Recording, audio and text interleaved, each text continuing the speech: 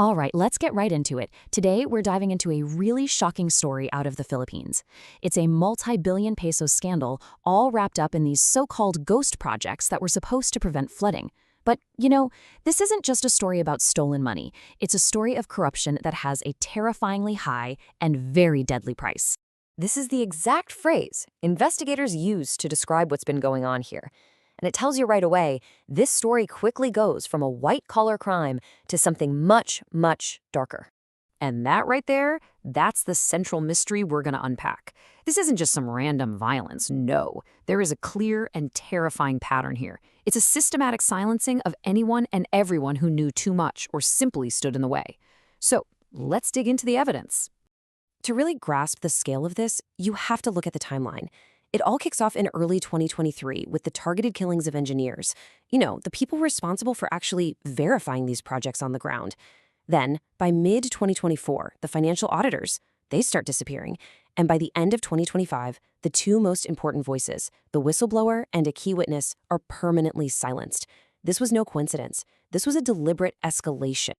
Okay, so let's take a closer look at this deadly pattern by focusing on the people who lost everything. Who exactly were they? And what did they know that made them a target? First up, we have Maria Cathy Cabral. People called her the gatekeeper, and for good reason. She was a key figure who allegedly controlled how and where these huge infrastructure funds went. Her body was found dumped in a ravine just days before she was scheduled to testify.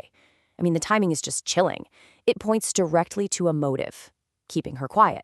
And then there was new Kyle Antitoco. This guy was a real anti-corruption activist.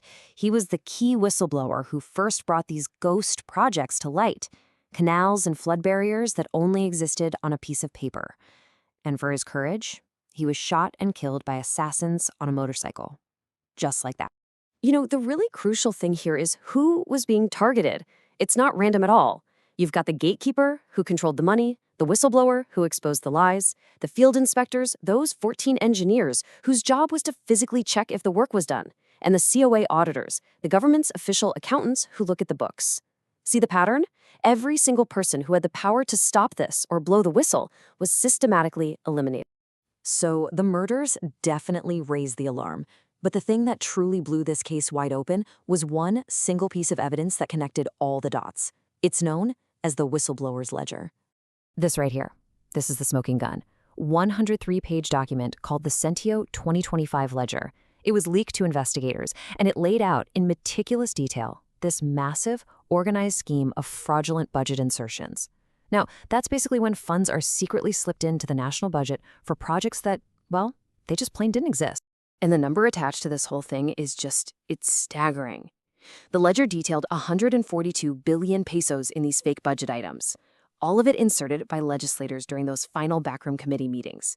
We're talking billions in public money, just earmarked for thin air.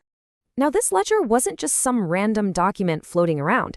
Its contents were actually confirmed by insiders. Two former engineers, Henry Alcantara and Brie Erickson Hernandez, they were known as the BGC boys, they came forward. They're in witness protection now, and their testimony directly backed up everything in the ledger, including the whole kickback scheme. So we have the victims and we have the evidence. But how did this huge fraud actually work, day to day? Let's break down the anatomy of one of these ghost projects. Okay, take a look at the Bulacan Ghost Cluster.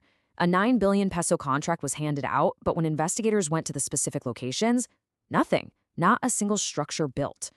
Or how about the Davao Accidental Revetment, a 96.5 million peso project that was never even started? These weren't just delayed projects, they were complete fiction. And the process itself was like a well-oiled machine. It was almost simple. Step 1, legislators slipped the funds for these ghost projects into the national budget.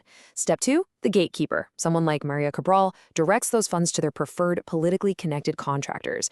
The contract gets awarded, the money is released, and boom. Step 4, the kickback gets paid out. And get this, it wasn't some random amount. The kickback was a standardized 25%. Witnesses actually called it the standard operating procedure. That just shows you how routine, how deeply embedded this corruption really was. It was just business as usual. So you're probably wondering, where did all that cash go? Well, the investigation uncovered a pretty sophisticated money trail. The kickbacks were actually laundered through a whole network of casinos. This was all about washing the dirty money to hide where it came from before distributing it to everyone who was in on the scheme. You see, this was never a victimless crime.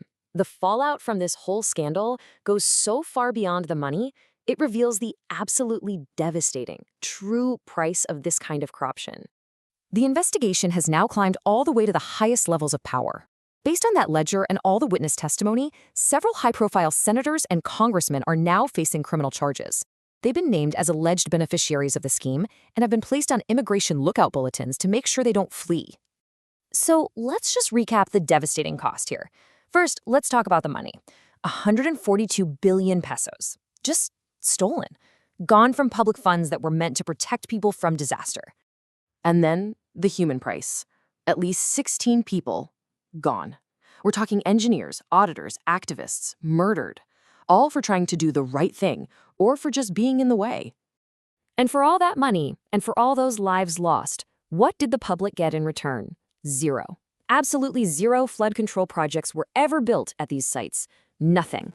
The investigation really summed it up perfectly.